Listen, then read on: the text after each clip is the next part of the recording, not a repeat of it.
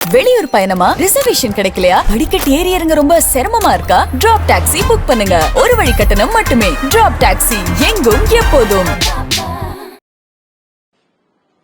என்னை இந்த விழாவுக்கு அழைத்து என்னை பெருமைப்படுத்தி விட்டார்கள்.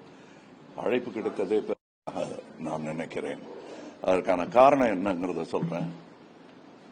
இது நீதி கிடைக்கப்பெற்ற ஒரு பாராட்டு விழா. இது நீதி கேட்கும் கூட்டம்னா அது என்னைக்கு கிடைக்குமோ தெரியாது. ஆனால் கிடைக்கப்பெற்றதை நாம் போற்ற வேண்டும். நான் கூட சொல்லிட்டு இருந்தேன் பேசும்போது, இந்த மாதிரி நீதி கிடைத்த இடங்களை நாம் நீதி சுற்றுலா தலங்களாக மாற்ற வேண்டும். நீதியும் கிடைக்குது இந்த பூமியில என்பதை நாம் பெருமையுடன் மார்தட்டி கேட்டு வாங்கியவர்கள் அதை கொண்டாட வேண்டும். அதை நீங்கள் கொண்டாடி கொண்டிருப்பவர்களும் அதை ஞாபகப்படுத்திக் கொண்டே இருக்க வேண்டும். வெண்மணியிலும் நீங்கள் குறிப்பிட்ட எங்கெங்கெல்லாம் அராஜகம் நடந்து அதற்கு நீதி கிடைத்திருக்கிறதோ அந்த இடங்களில் எல்லாம் ஒரு நினைவு சின்னத்தை நாம் எழுப்ப வேண்டும்.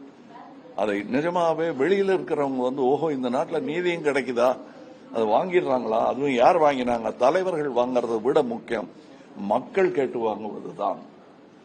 அது இங்கே நடந்திருக்கிறது. இது 10,000 பேர் கூடலன்னா பரவாயில்ல, ஆனால் இந்த செய்தி பல கோடி பேருக்கு போய் சேரும் என்று நான் திண்ணமாக நம்புகிறேன். அதை சேர்க்க வேண்டிய கடமை உங்களுக்கு இருக்கிறது. அதனாலதான் இந்த மைக்கில் பேசிக்கிட்டு இருக்கேன். நான் இல்லைன்னா நான் அதான் பேசிட்டேன், இங்க எதுக்கு பேசணும்னு சொல்லியிருப்பேன்.